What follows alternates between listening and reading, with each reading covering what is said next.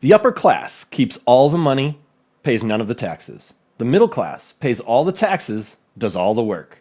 The poor are just there to scare the shit out of the middle class. George Carlin, 1996.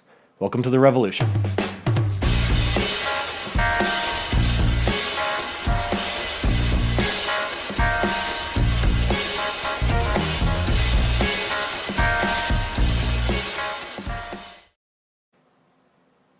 I got to add you to the stage, John. Sorry about that. Hi. John, what's up? How are you, buddy? I'm doing fantastic. How are you doing? I'm good. Had a good day. Yeah? Yeah. Did you not have to use your AK? What made it a good day? That sounds a little different now. Yeah. The times we're in. Well, it's going to be a little weird because the transition. I tried out pickleball today. So that was my day. It was a little different than the AK, but yeah. So it's fun, I guess. Pickleball? It's like tennis, but small, and you use like a plastic ball, and so it's kind of like a mix between tennis and ping pong. kind of, yeah. I suppose that's the best way to put it. Yeah, Right. it's not. I thought it'd be more of a workout, not a whole lot of a workout, but it's fun because tennis is hard. Like I don't know, like you have to run kind of a lot when you play tennis. Yeah. So pickleball is smaller court. Do you have teams? Yeah, in this situation it was two. It's 2-on-2 generally, but I think you could play singles too. But most people I think do doubles in it. All right. Yeah. So. Well, that sounds like a fantastic day. Yeah, and now I'm ready to talk about my old stomping ground, Chicago, and some not so pleasant stuff. How long ago did you leave Chicago? 2015. Wow. May of 2015. Yeah. So lived there for 16 years. Grew up just outside Chicago. So yeah. I mean, I'm still very much a Chicago guy. I mean, I always say like Colorado is home, but Chicago is definitely where I'm from. But it's no secret that it's kind of ripe for political corruption. So.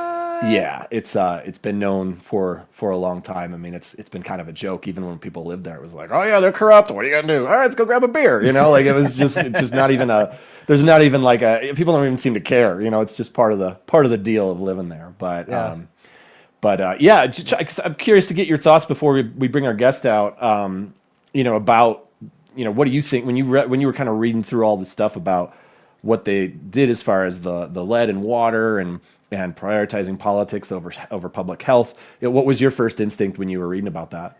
I mean, I want to say I was horrified, but I'm just so used to being horrified now that I'm desensitized to it. So I'm just like, oh yeah, that totally makes sense. That tracks. That tracks. Yeah, that tracks. Uh-huh. I do the first time I ever went to Chicago, I was 16 years old, and there's like a water tour because there's something about Chicago and their water. It's like is that the architectural tour?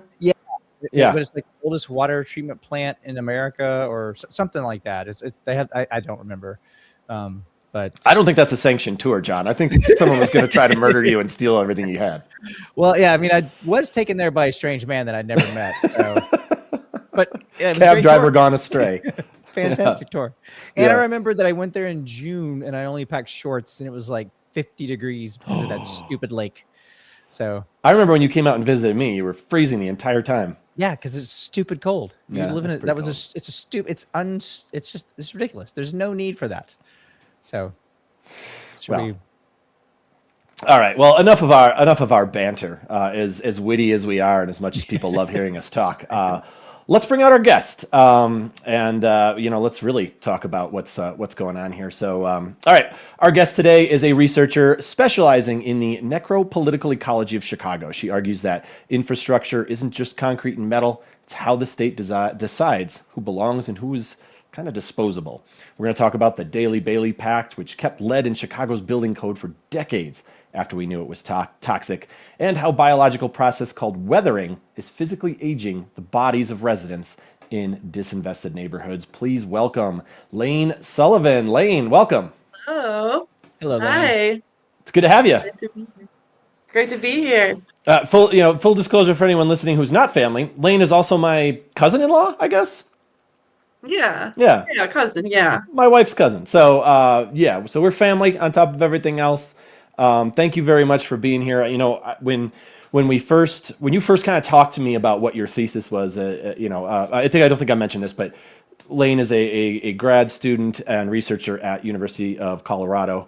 And when you first started talking to me about this, it was interesting because it was before we started this show, but my wheels kept turning. I'm like, God, this is exactly kind of what we're talking about, about just prioritizing politics over public health, over children's health, and all that. So before we get into everything, I'm curious, what was there any particular thing that sort of led you to want to discuss this topic? Or research, I should say, research this topic for your thesis. Yeah.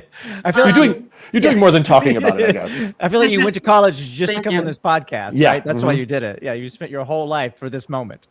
So I became interested in environmental justice as a research topic in undergrad. I did my undergrad degree at Illinois State, and while there, I was able to conduct some independent research looking at the South River Forest in Atlanta, looking at how the tree canopy in that area was able to mitigate the effects of runoff, which was from a combined sewer system. So sewage water was basically leaching into the soil in that community. So I was really interested in this intersection of public health, social justice movements, and environmental justice, environmental contamination. I started studying lead specifically in Chicago my senior year. I did a project mapping out lead contamination in the Chicago public schools for a geographic information systems class I had. And that was an interest that kind of followed me here. So, yeah. Geographic information systems. Explain that real quick. Broadly, like, is online mapping. That was what the class is creating maps and performing geospatial analysis with GIS softwares. Okay, that's kind of what you were showing me before about what, like the maps that you had kind of started creating. Is that what that was? Yeah. Yeah. Okay. Got it.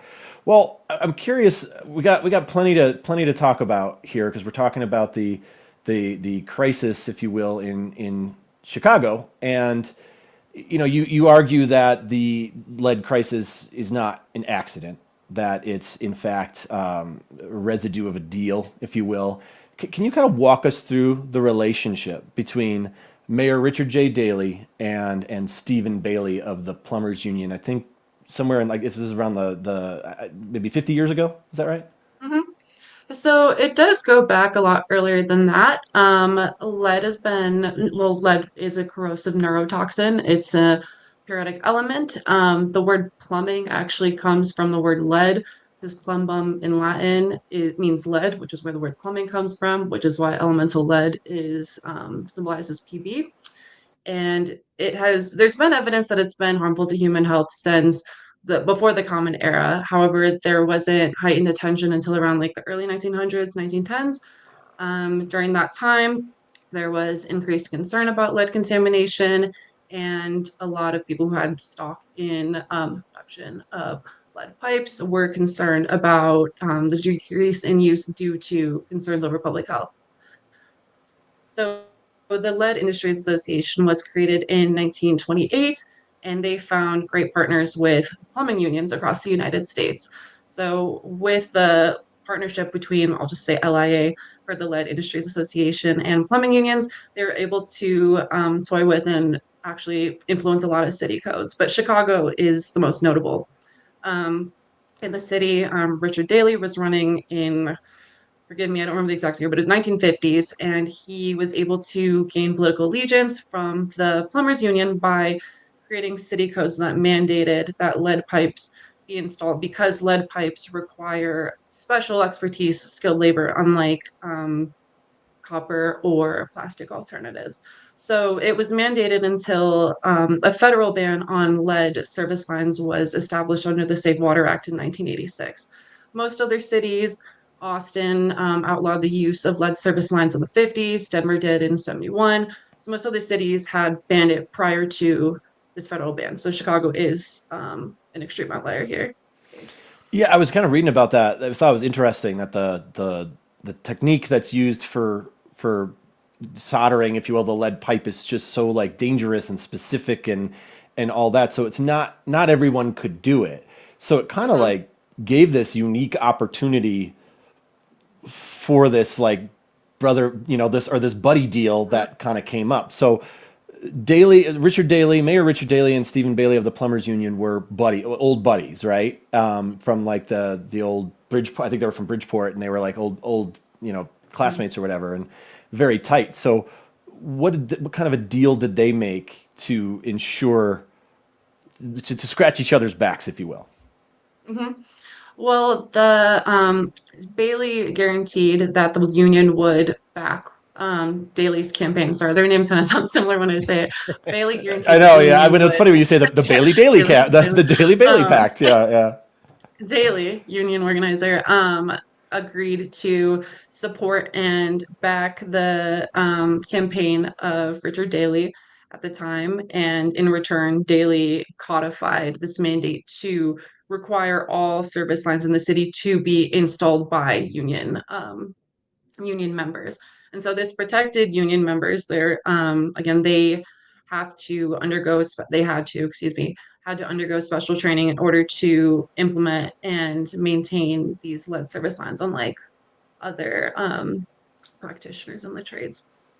And did they know yet how bad lead was at that time that pact was made? They did, yeah. Yeah, so around the 1930s was when general scientific consensus was reached that lead is harmful to human health. But like I said, there has been evidence from like Greco-Roman times that this has been known. Wow. Like how Roman. would they know at that time? I guess just basically just observation. Somebody's like Yeah, doing something with lead, observation. like, Yeah. like Bob doesn't I'd look like good. to actually read more into it, but Bob, very Roman name, right? Yeah, well, yeah, I mean, yeah, I was gonna say, yeah, the Roman Empire. Yeah. yeah. So that's well, that's crazy. I mean, yeah, it makes sense. So wait, I mean, this is kind of going off topic. I'm not off topic, but kind of maybe going off the rails a little bit. So did they use lead piping? Did the Romans do that, or was Yes. it? Yeah. Oh wow. Yeah, a lot of European cities, or just mostly just older cities, do have lead infrastructure, and lead water infrastructure. I should specify there. But yeah, Romans especially were known for it. Huh. That's so crazy to me. So 1986, the law was passed, right? No more lead, federal law, no more lead, right? But they still mandated them after that, correct? So basically there's two really important acts. So there's the Safe Drinking Water Amendment or Act, excuse me, and that was established in 1974. But there was an amendment in 1986 that outlawed the use of lead service lines or the continued building of lead service lines. However, there wasn't a act that required the government to monitor lead levels in water until 1991, and that's the lead and copper rule. Okay. So then in 1986, so that was a federal law. So no state or no city could put in lead pipes after 1986. Yes. But nobody was checking how bad it was until They weren't 1991. mandated to replace it either. There were no provisions about that either. Okay. Under the lead and copper rule, there are provisions that if lead lines contain a certain amount of particles that are found in water, which would be 15 parts per billion, which is like one of the highest action levels in the world, and then they are required to replace it, do anti-corrosive treatments, or that's not what we're seeing. And there have been a lot of cases like Flint, Michigan, that have exposed a lot of weaknesses in both of these acts. Okay. So I know that citizenship in this country should provide everyone equal protection under the law, but basically I think you make the argument that the government actually decides kind of who belongs. And basically it's like within the city of Chicago, and I'm sure it's other places too. Well, I won't say I'm sure, but I'm guessing Chicago's not the only terrible city in the world. Great city. Love you, It's Chicago. a great city in a lot of ways. Yeah, great city in a lot of ways. Not the people, just government corruption and that kind of thing. But is that? Do you think the government is like picking, like basically picking certain groups? Like is there a what am I trying to ask here? Are there people who are, I guess, disposable according, based on the actions of the city government of Chicago? Uh, I'm going to broaden that a bit. Okay. So I think it is important to talk about these political decisions, the Daley-Bailey Pact, talking about the Safe Water and Clean Water Act, but also a lot of these, or the distribution of lead service lines has been found to be correlated with histories of redlining and segregation and institutionalized disinvestment that long predate current governments, the Daley government. A lot of these inequalities that we're seeing in the distribution of toxicity and environmental contaminants are baked within the city. That's due to, again, redlining, that's due to racialized zoning laws. And so we can say that, who gets this treatment, who doesn't, who gets remediation services, who doesn't, is kind of a relegation of belonging and not. Notions of citizenship have, I'm assuming, been highly in your minds as well, given what's going on right now in the recent killings of Renee Good and Alex Petty, and thinking about what it means to be a citizen and what it means to be a part of a political unit. And with that, there's this notion of hydraulic citizenship, and it's like heavily theoretical. But the idea is that through water, which is something that we all need, something that sustains us, the government or the state or other structures can designate if we belong and if we deserve to, have this substance that we need to live good and healthy lives, or if we're excluded from that and if we are disinvested from. And yeah, because if you overlay a map of Chicago's lead Mm-hmm. pipes with a map of the city's racial segregation, which you showed me that day, that was super impactful. They're almost identical. Yes. I mean, that's The yeah. highest concentrations are found on the south and southwest sides of the city. But that's even beyond Chicago. That's also a national thing. National level studies have found that the proximity to and the distribution of lead service lines is highly correlated with histories of segregation and is correlated with race and lower socioeconomic status. And just to be, I'm just curious, what exactly are the effects of lead?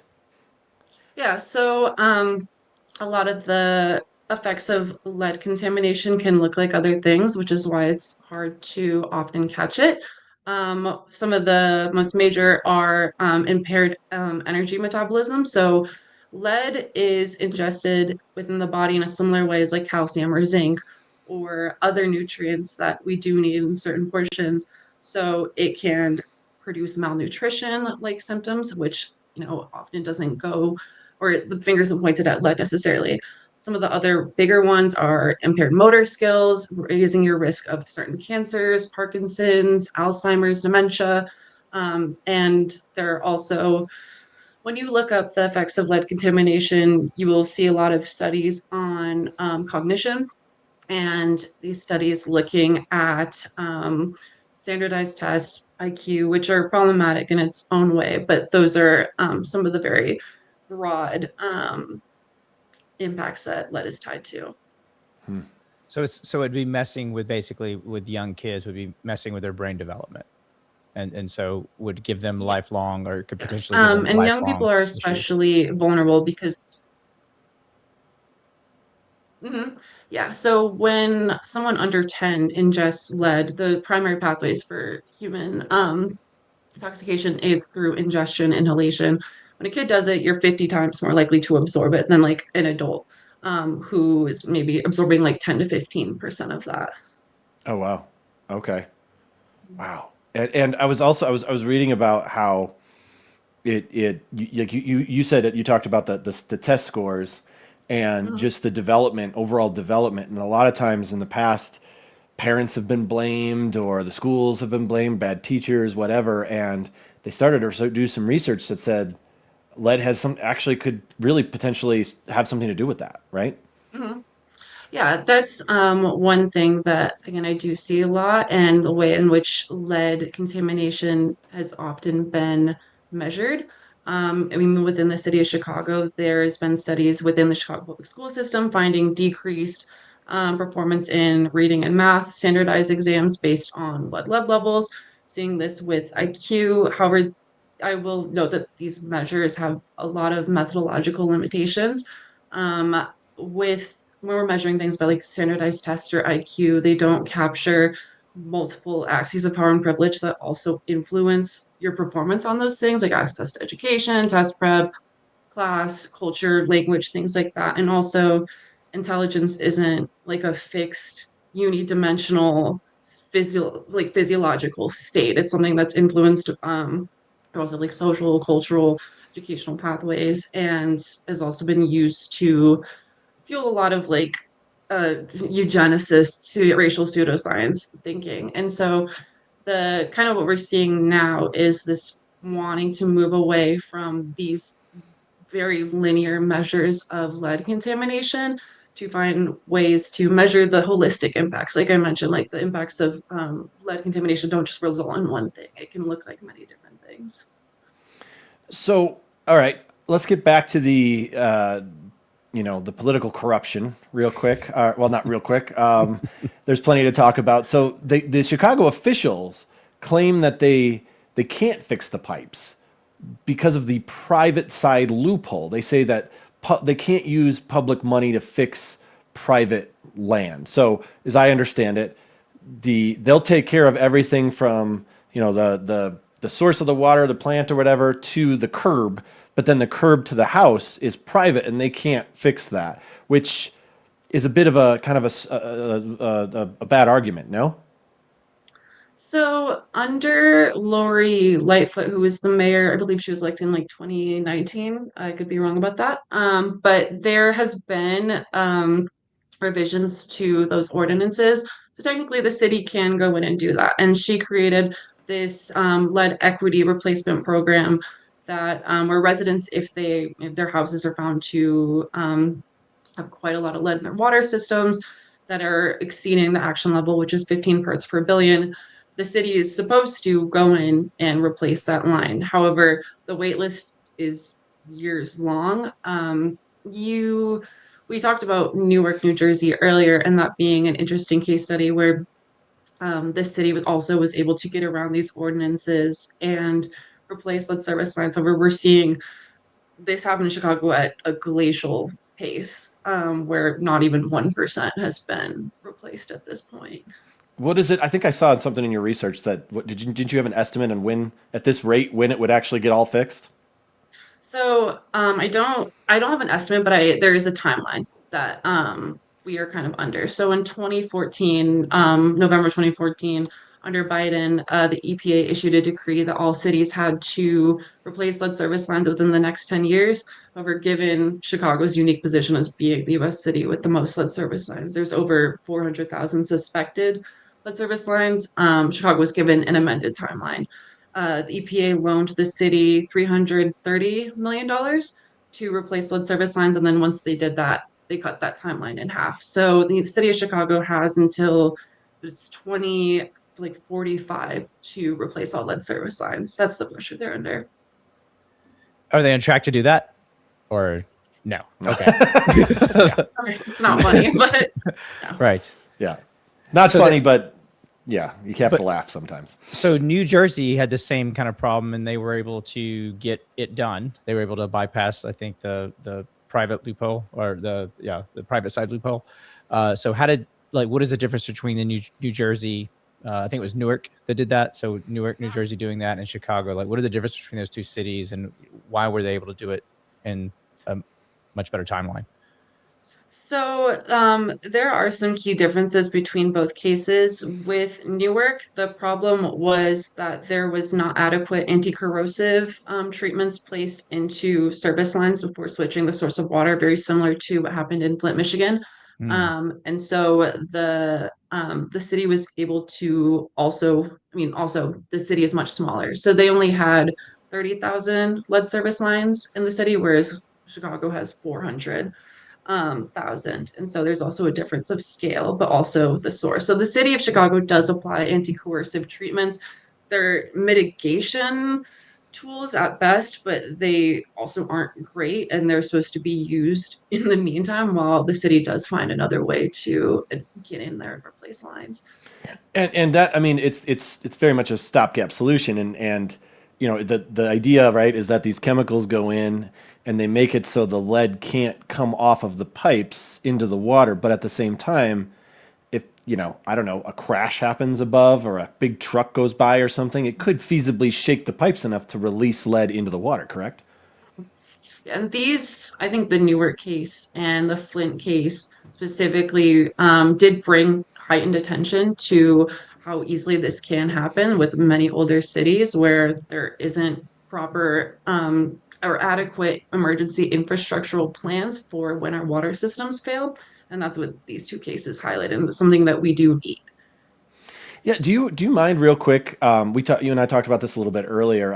I just would, for anyone listening who maybe kind of remember something happening in Flint, but don't remember exactly what it was. Can you briefly explain what did happen in Michigan there? Yeah, so Flint, Michigan is an area kind of in the northeastern area, kind of north of Detroit.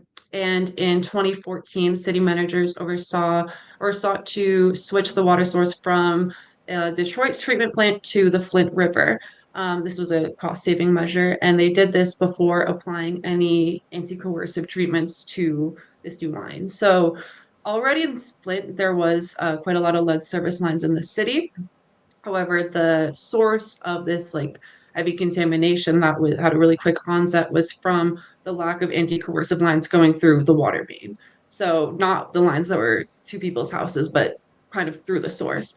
At the time, the Flint government, Michigan government, were really downplaying residents' concerns. Their water was coming out orange. It had an odor to it. And their claims were completely and consistently shut down. And it wasn't until a group of researchers from Virginia Tech came in and found that a lot of the taps in Flint, Michigan were exceeding 200 parts per billion. Like I said, the action level is 15, that the city started to take it seriously. 50. And how it was 200? Yes. Oh, wow. Holy shit. That's a lot. That's big. That's a lot. That is a lot.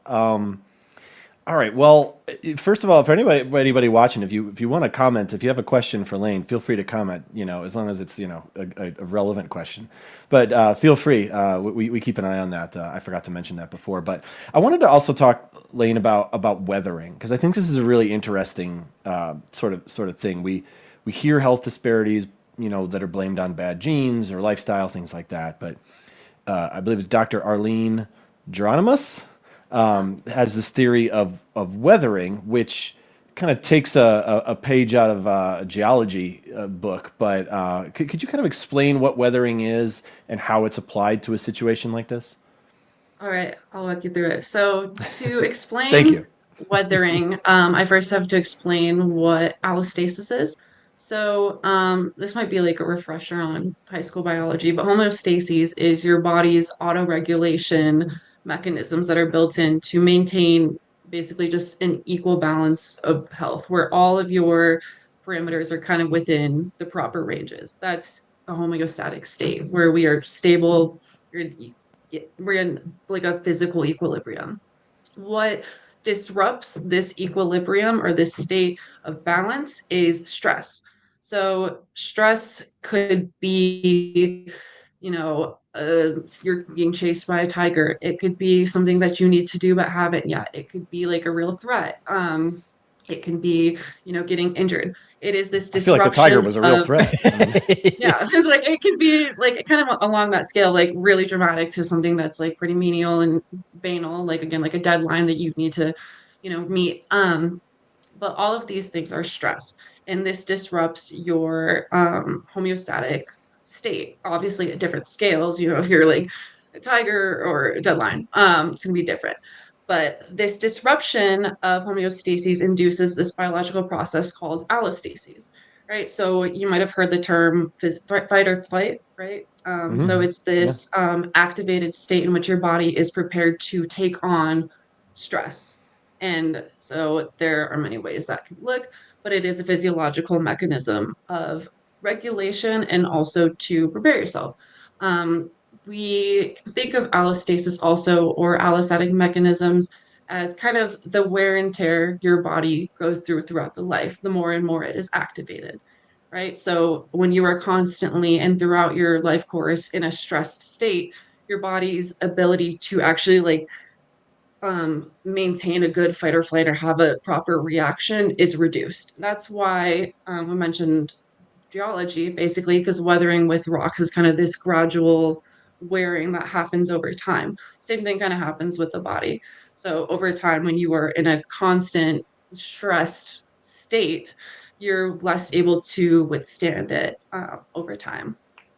So the thinking is kind of that, like, being concerned about the quality of your water, along with obviously other things related to being, you know, poor or in areas that are underserviced or whatnot, adds Food to that. insecurity, right? Yeah, yeah, food insecurity, exactly. Yeah. Yeah, crime, worried about crime, all of that kind of all comes together into this sort of weathering sort of theory.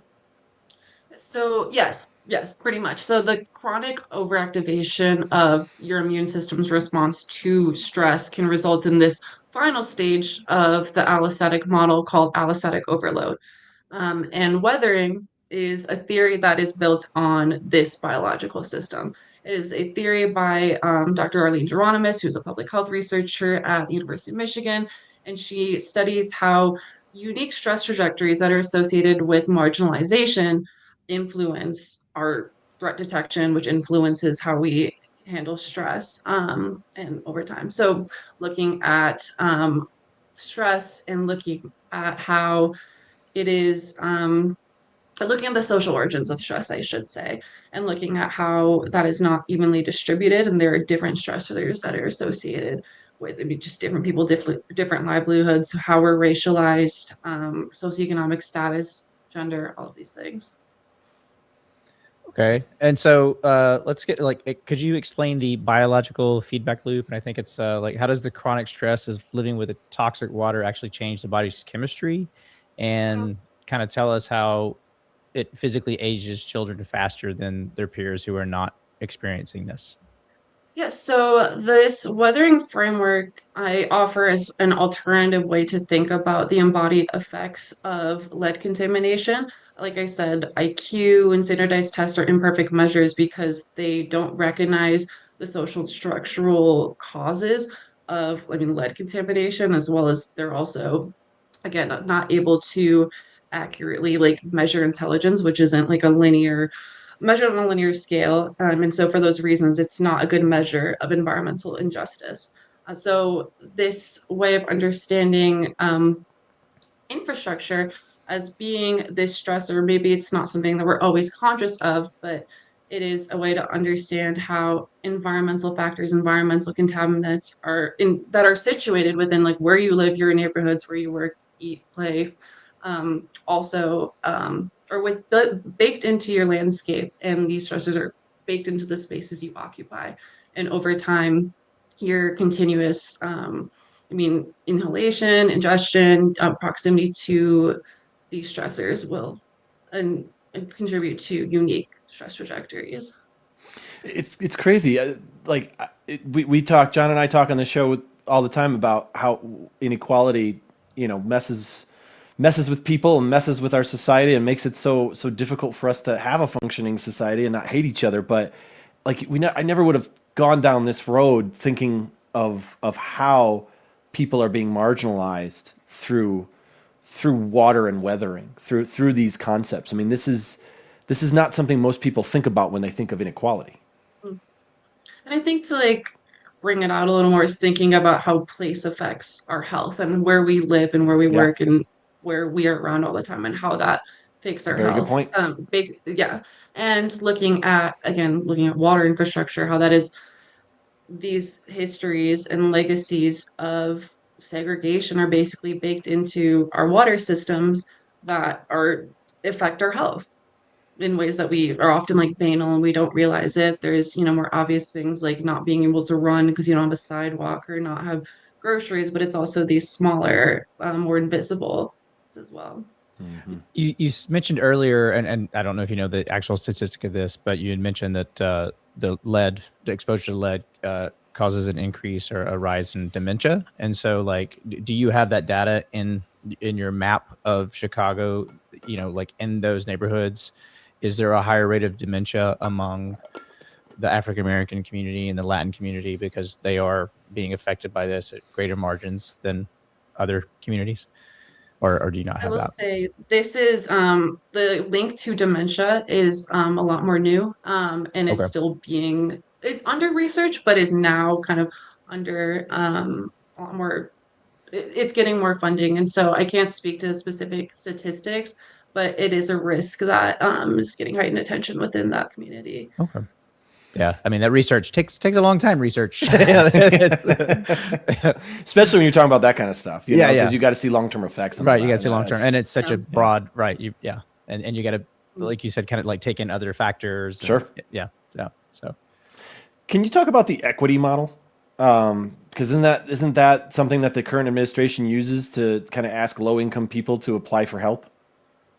Yes, so the Lead Safe Chicago program was created under Rahm Emanuel, has been changed under Lori Lightfoot, and now the current mayor, Brendan Johnson.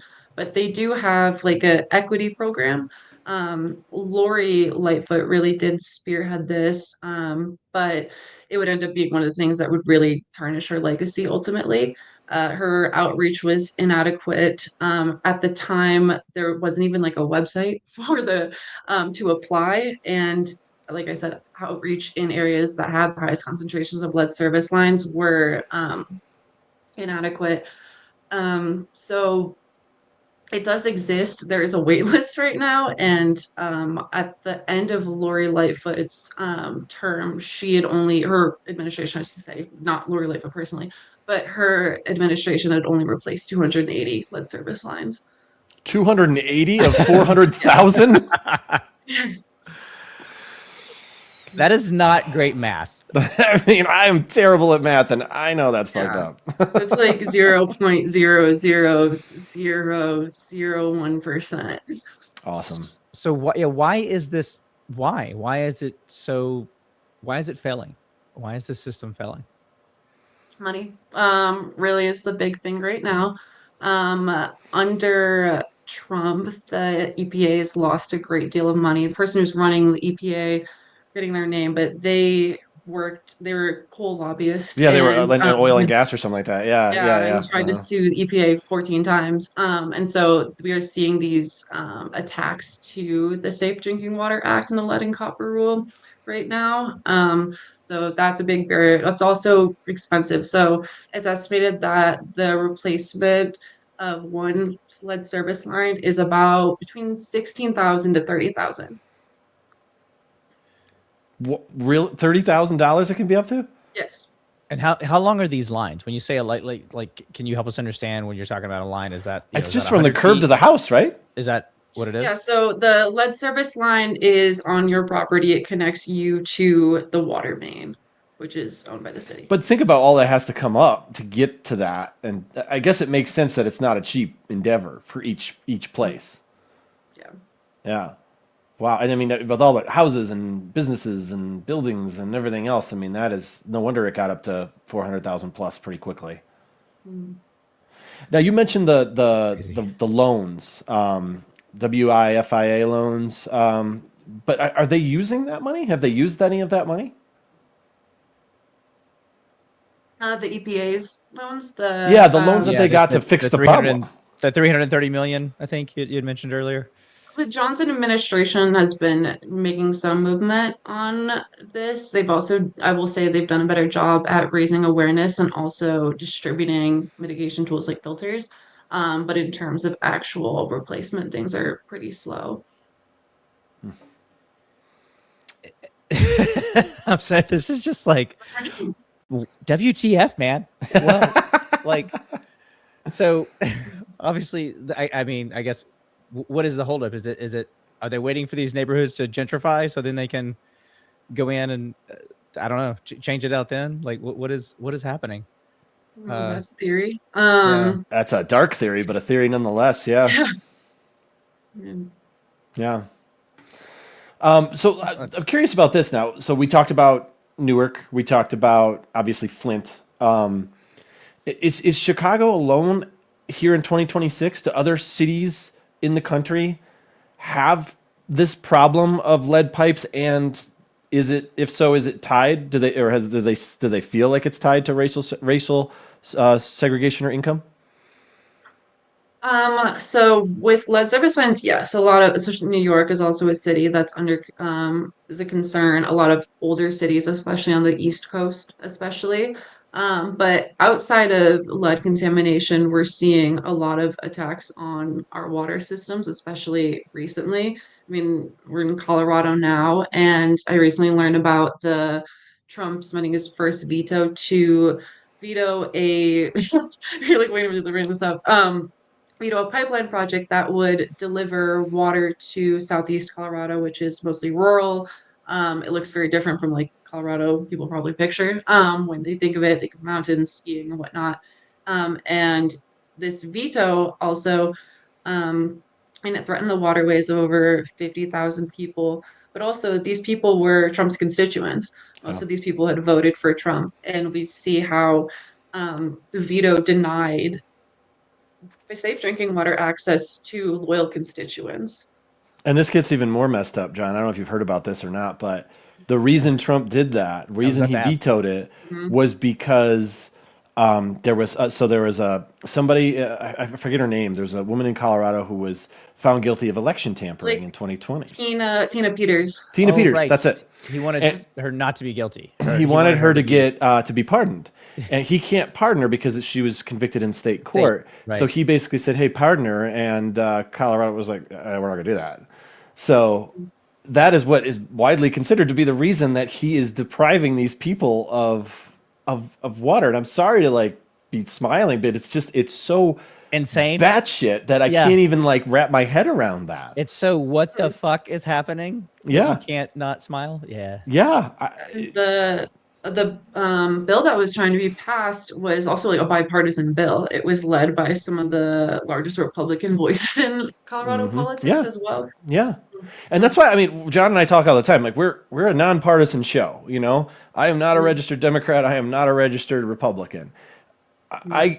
So we try to see it. We try really hard to talk to people and to see all this stuff through a bipartisan lens, through a nonpartisan lens, really. I mean, just from a human lens. Right.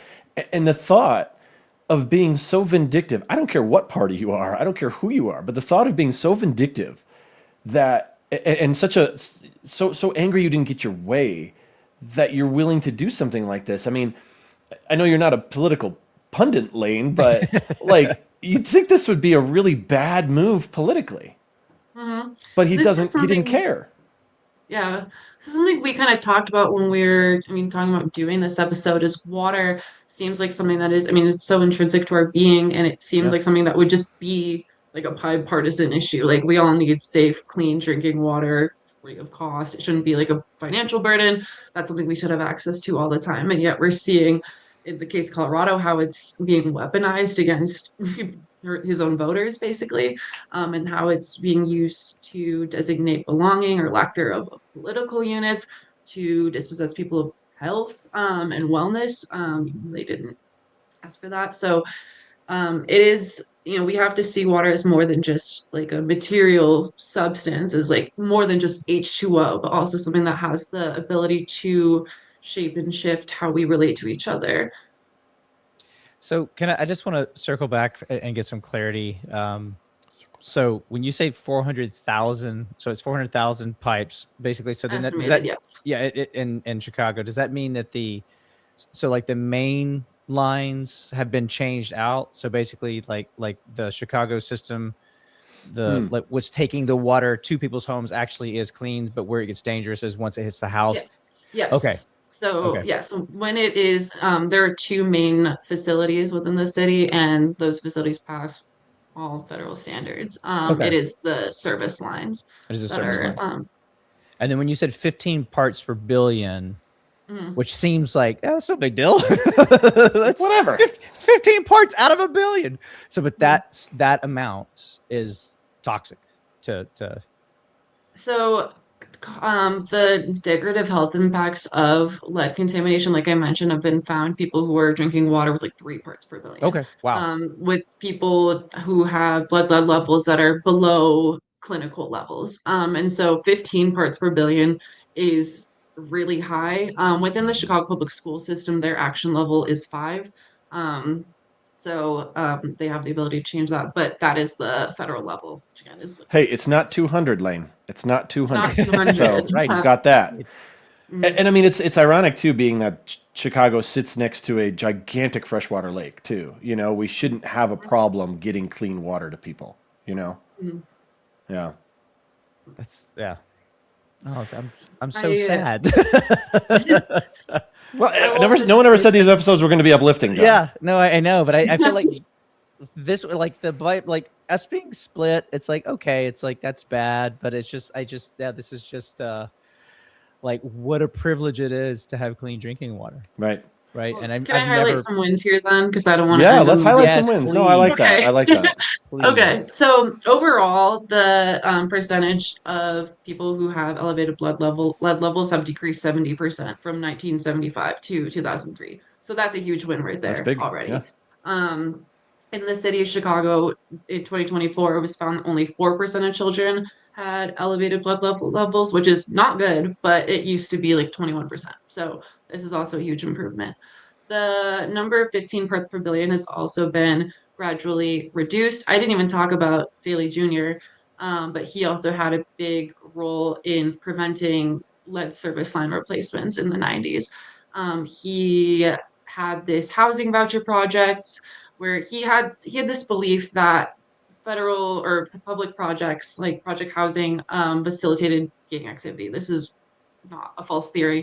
But he created this voucher program where renters could hand in a voucher to private landlords, and basically, this created de facto public housing projects, but outside of the city's responsibility, basically, because it wasn't owned by the city, it was owned by these landlords. At the time, the city only required inspection like once a year, and so things like lead were also not noticed. And the only time the city would go in and replace lead service lines was if a person's blood lead level was above 20 milliliters per deciliter. Put that in perspective, 5 milliliters per deciliter is the clinical level, so be dramatically higher. And Lane, you it's said we are going to also end on a positive note. What the hell happened? no. We're gonna get there. And yeah, you're right. It's like watching Deep Impact. It's like, At the time, what was understood to be a clinical level was 20 milliliters per deciliter. And that is not the case anymore because, again, cognitive delays, neurobehavioral disorders are observed in children who have blood levels of 2 milliliters per deciliter. So we've seen how this action level has been reduced, which is huge. Yeah. Yeah. Yeah. All right. Well, fine. All right. You got a little positive there at the Sorry, end. That's it's yeah, Like- we talked about that. I was like, I don't know if anything too positive to end on. so is this, I mean, we're specifically been talking about Chicago, but is this, and you did mention other, like, New England cities or Northeast cities. Is this kind of like so I'm out in LA, right? Do we also have, that kind of problem, or, oh man, we do? Oh, sorry. No, I was listening. I'm actually, Oh, I can't speak to that. I'm not sure Okay. about LA. Then it's fine, John. Keep your head in the sand. That's where I like to keep it. Yeah, So yeah, it's the nothing best spot. happens bad in the sand. It's nice. I'm really curious. So, like, doing this research, Laine, like, how do you? And I'm not being flippant at all. Like, how do you not just go like, oh man, this is like, the world sucks. Like, how do you stay positive and go like, okay, like, here's things we can do, right? Like, how do you stay focused on the upside of it? I'll say like a few weeks into starting at CU and researching this like 6 to 8 hours a day, I went to go get myself tested because I was like, oh no, it's so bad. It's so bad. It's worse than we even thought. Fine. But I think there's a lot of great I mean, I do have hope for the future. I do think there's a lot of great candidates that are popping up. My mom and I were talking about that today. Hi, mom. Um, and so there is, there's hope. The progress has been not great. This is also something that Mayor Johnson, the current mayor, has also heavily campaigned on. And especially with the EPA interventions under Biden being so recent, like November 2024, um, there is some hope, and there is this energy recently. Um, Brandon, excuse me, he appointed new people to a task force specifically to work on remediating this. And so there is stuff in the works within the city, we'll say. We do have a couple of questions here that came from the audience. Since we got a little time, let's. John, do you see those two? You want to? Yeah. Well, one of them, there's. I'm not real sure. It seems to fall off, but I guess so. I'm curious about the connection of weathering with the physical response of lead poisoning. Which Chicago communities are facing the brunt of this? Claire. So the heaviest concentration are located on southwest side of the city, and also some of the surrounding suburbs still within Cook County, like Dalton, Connet City, even Hammond, Indiana as well. Hi, Claire. But it is mostly neighborhoods on the south and southwest sides as well. Yeah. Okay. And then has the city prioritized fixing lead service lines at schools or other public spaces? And who gets priority? Sorry. Sorry, no, I didn't mean to cut you off. One question at a time, John. Well, there was a two-parter. It was a two-parter. No, this was so one of the things that really heightened a lot of attention to Chicago, or brought a lot of attention to Chicago, was the Flint water crisis. And during that time, Rahm Emanuel was the mayor. He worked with the Chicago public school system to create a testing program. So this was 2014 or 2015, they created a list of high priority schools. So these are schools with pre-Ks, schools that were built before the 1970s. And they tested those schools, and they found that 113 of 324 schools had lead levels that exceeded the federal action level. Wow. So I think a lot of parents got a note home, put in the kid's backpack. That'd be usually it's just like your son bonked his head. You're like, oh, okay, like whatever. He does that all the time. But to see like, oh, you might have lead poisoning. Like that's So the Chicago public school system has a very rigorous testing program, and that data is publicly available. That's what got me into studying this in the first place, was looking at different schools and looking at where they were located, socioeconomic status of the area. So there is quite a lot of data, and Chicago Public Schools does do a pretty good job of installing mitigation tactics, like using filters. Again, also just like heightening awareness and corrosive treatments. So being a kid like in the 50s and 60s, because of like lead in gasoline, lead in paint, lead in your water, like you were literally you're either have severe brain trauma or you're a superhero. Like you're some sort of mutant. There's no in between. Yeah, there's no in between. So no, it's really crazy to think like how dangerous this is and how exposed. I mean, obviously, still people in Chicago and people in the United States, but it's like, I mean, that, like you said, has gone down. Like we've 70, I think you said 70% since 1975. So that's just crazy to think that my parents were exposed to so much lead, right? Not really a question. I'm just like, wow, like that's crazy. It is crazy. It is crazy, and it's just another. I mean, you use the term.